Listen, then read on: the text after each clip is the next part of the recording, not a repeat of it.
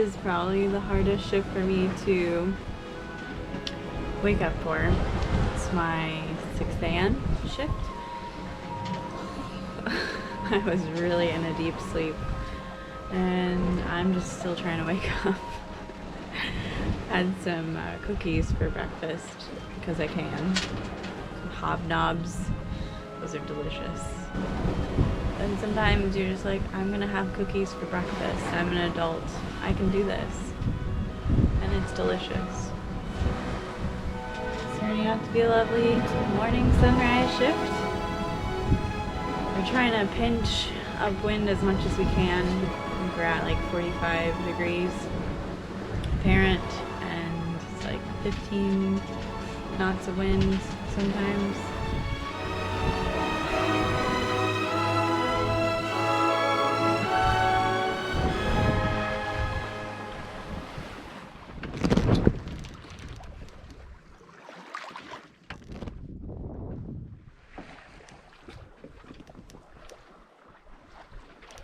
And this is the part about not using a motor that is pretty dang difficult that we're learning, is the patience when you have pretty much no wind to just kind of sail the best as you can through it. And at least you know it generally like doesn't last very long, but it is still really tough to be patient, especially when the off crew is trying to get some sleep, and it's so hard to sleep when you have your sails flogging. But we're trying here. We have like 5 knots of wind. The problem is just the sea state. There's so much swell coming in, a short chop, that yeah, it just makes the sails flog. If it was flat calm, then that would be no issue, but that is not the case. 6.5 hours later. Well, I think this is defeat. So much for a motorless journey. We tried. It's been 1, 2, 3, 4 days of sailing now. Yeah, we just sailed into a lack of wind. There shouldn't have been. On the weather forecast, it was looking like we should have had some decent wind. I mean, 8 to 10 knots, true, and we're going upwind of it, so that's like great. But yeah, instead it completely died. And we've been flogging around for like 2 hours now. Turn on the motor! Put us out of our misery. So tired of the flogging sails. I really wanted to not have to rely on the motor for being becalmed, but we've just gone through this like 3 times, 4 times now. Start the motor. It's time. Okay. Honestly, it feels defeating, but it also feels rejoiceful, because I've had the worst time also sleeping in this condition. So, keep moving. Oh, it's nice out.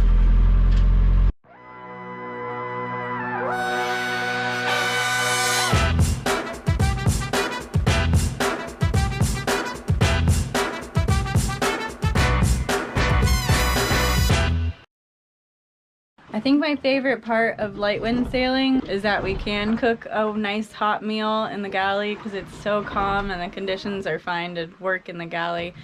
Well, as happens with a lot of my cooking, is I really asked Panda to take over. Because she can create... I just saw him doing something. I'm like, do you know how to do what No, you're doing? I don't know how. So she made delicious fried rice. And I'm gonna put the sweet chili sauce on. This is the highlight of Darren's day now. Let's see what the next 24 hours holds. We've been hearing this like rattling sound and also this unusual sound on our prop shaft. Is that the right term? Propeller shaft? Whatever. From the engine bay, and we couldn't figure it out, and Darren finally has figured it out after looking for like the 5th time. Alright, can you put it in neutral? This is our hydro generator, and this pulley here got loose. So there's a bolt that goes in the end here. I realized I had found that bolt the other day and thought it was just from something else, but no, it was from this. Horses, not elephants. Think horses, not elephants. Terms from Panda. Think pandas, not elephants. What do you need? Where is the bolt? In the bolt bin? Yeah, it's gonna be. It had a washer on it. This one. No, there's a bent washer. That. Yes, there it is. I'm good at this game. We're gonna put some Loctite on it as well. Yep.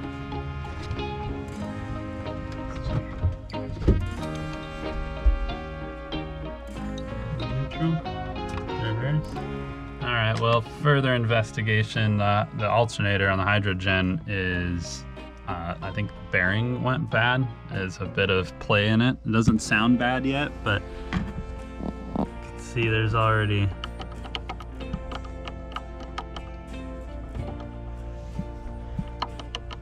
a bit of play here. Anyway, I think we'll just leave it disconnected until I can pull it apart and do a fix.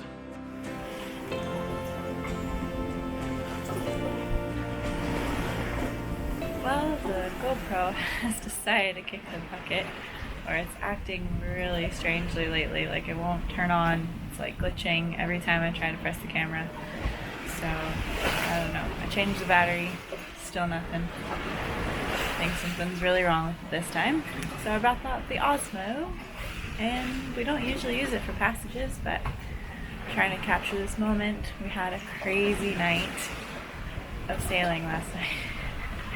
We were motoring all day, and then all of a sudden we get hit with 20 knots of wind, huge ominous clouds that are now behind us. So the great part is we've broken through, and we have a gorgeous sunrise coming up. It's lightening up, and I can see land. We're at like the northern coast of Spain. 1 mile at a time. 1 mile at a time.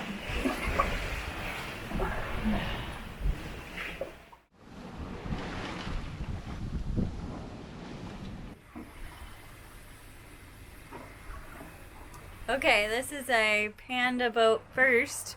We are making bread while under passage. We'd actually been running the motor for quite a long time, and we knew we were gonna go downwind soon. So the wind's not quite up to its potential yet. So I started making bread, and it smells delicious and it looks good. I'm very excited. We're running out of bread. Not that it's like we need it, but it is delicious and it boosts morale. Also, And we need it. and we need it.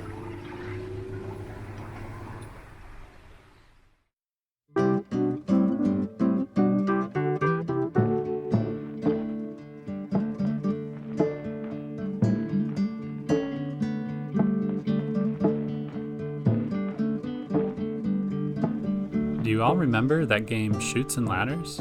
Well, if our previous 5 days or so was the ladder, we are coming up to a big chute. The Portuguese coast has some famous trade winds this time of year, consistently blowing 20 to 30 knots in the right direction. We set up our famous wing-on-wing sail configuration and looked forward to days of downwind bliss.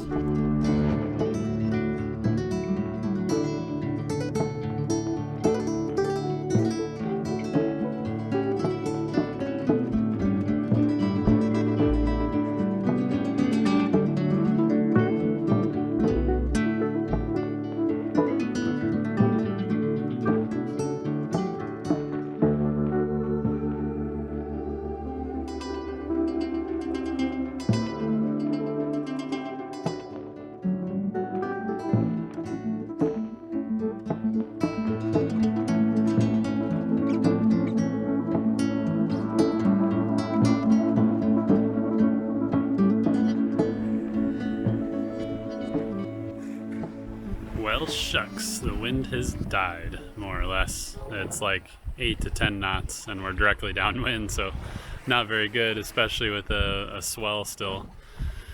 So I don't know what happened. Either we got too close to land or the weather forecast just changed. I mean, we should have had at least 10 to 12 or I think 15 knots or something behind us. And we're just going into sunset too, so I don't know what kind of sail plan we should set up for the night. Yeah, so I'll just wait till Panda gets up from her off watch and we can discuss.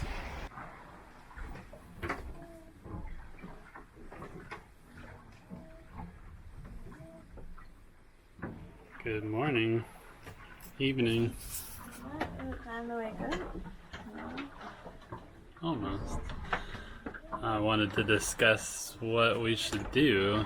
Essentially, if we tack out, hopefully, like, we just kind of broad reach, and if the wind never comes back, we just keep broad reaching through the night until it does. But wanted to hear your thoughts. Yeah. Sounds better.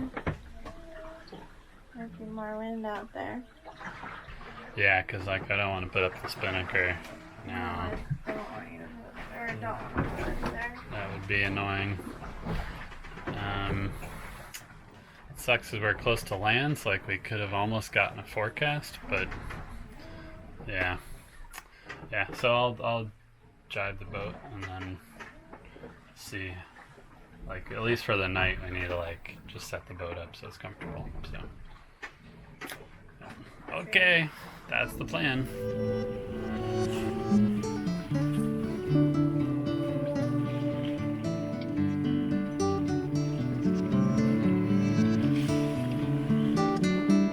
Alright, well, sail configuration changed. Now we're broad reaching in these light winds. We still have this stupid swell that's knocking us about, but I think it'll be fine for the night. It'll get us off the coast a bit more. Maybe there'll be more wind out there. Bummer the wind kind of died on us, but what can you do? Sail. Yeah, what's that stupid motivational saying about you can't change the wind, but you could change your sails? Yeah. Yeah, well, we just actually did that. So, fun fact is we're sailing across this Canal Nazaré. This is a famous trench where it leads like deep sea swell and current all the way up to this point of Portugal where the biggest wave breaks happen. So there's like tons of surfing here. And anyway, we're just sailing over it now. So we broke our first thing of the passage. It was a block for the preventer on the main. It just snapped, and I looked down, the block was dangling in the water. This is our second block, actually second preventer block. We're losing the wind because we're on the outskirts of the trade winds here along Portugal's coast. We're too far inland, trying to make the shortest distance possible by following the coast, but it's just, we're losing the wind. I would rather have enough wind and make a little more miles, honestly, than break things and hear these sails flogging about. Cross your fingers that we get some more wind though, since the sun is finally up.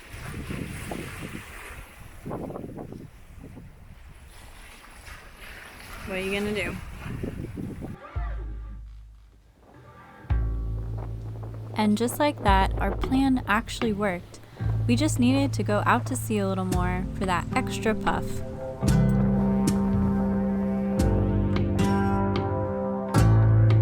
We then went from no wind to over 20 knots behind us, so I definitely wasn't complaining now.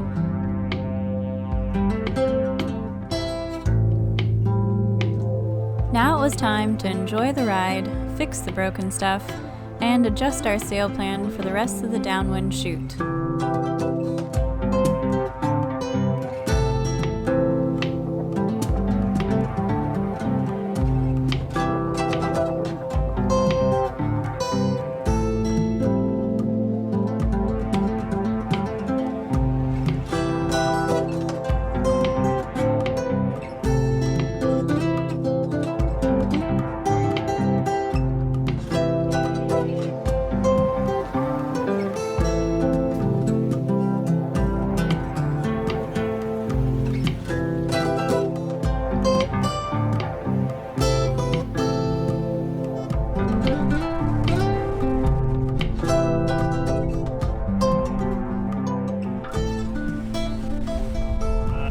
Panda's shift, she experienced yet another preventer failure.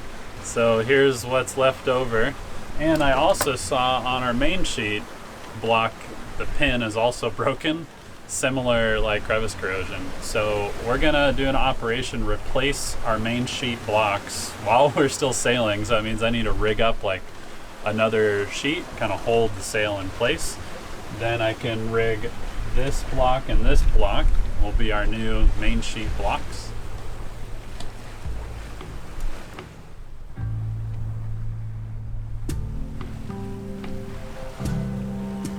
I was definitely a little nervous at this great plan of mine to replace a part of the running rigging while in use. It wasn't exactly light air conditions either.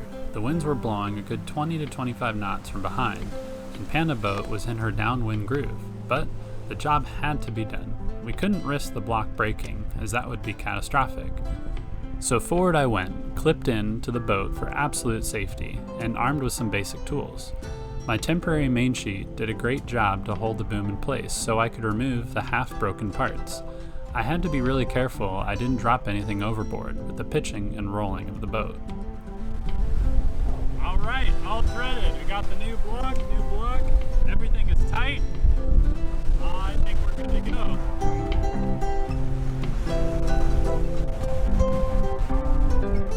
So that's done. Now I need to go fix the preventer. I think first I'll reef the mainsail and then we'll bring it in a little bit. I can fix the preventer and we'll good to go.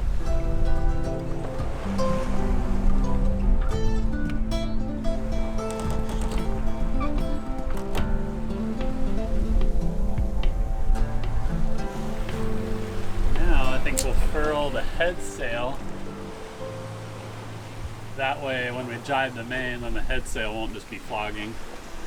Then, so the head sail will be furled away, the main will be jibed, we'll let it out, ready to be prevented, maintain our course.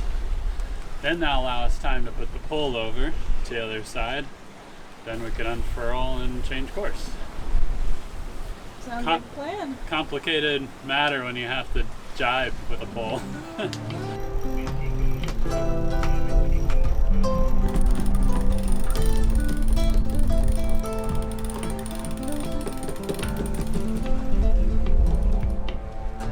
We did it. We jibed the pole. So we did a couple things. We fixed the blocks that were broken. We fixed the preventer that was broken. We reefed the main. We jibed the main. Then we jibed the pole, and then we set the head sail out again. Much better. We'll be able to get to our destination a lot less miles. Yeah. Now we're pointing at where we need to go. So we are just rounding the cape of like Portugal, Spain. This is the Algarve coast. So now this gets our heading pretty close to where it needs to be. I guess we can come up probably a little bit more. Come up to 5 degrees. Let's see how that goes over the next 20 minutes or so. Well, that was awesome. Yeah. Good job, Panda. I'm so hungry. I know, let's make some good lunches. I went to bed hungry and I'm just so hungry.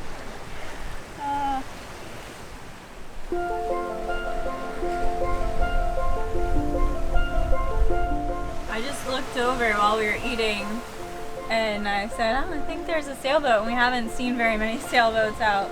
And then all of a sudden Darren looks out and there's like a ton of them. We're just like, what is this? You definitely going fast. I feel like they're gonna get a lot closer.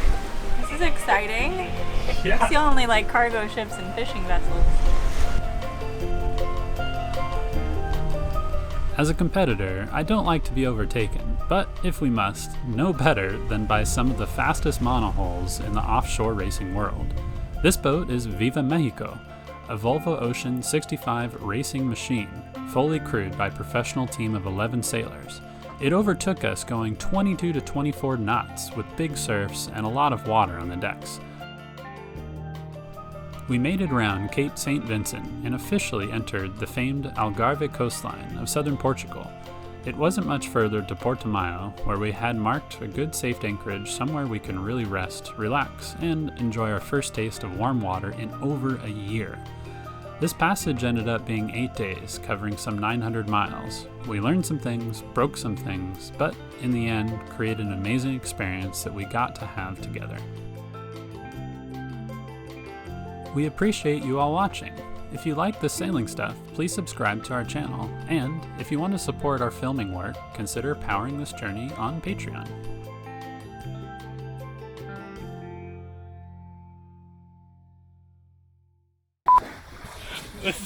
Dude, you retarded dolphins! Oh my god, I've never seen a dolphin do that. It's like jump out and flop sideways, and he's still doing it. I feel like he's a special dolphin. The rest are like, yeah, that's George. George. There's just something wrong with Something's wrong. He is the rapture of the deep. He went too deep once. What was that?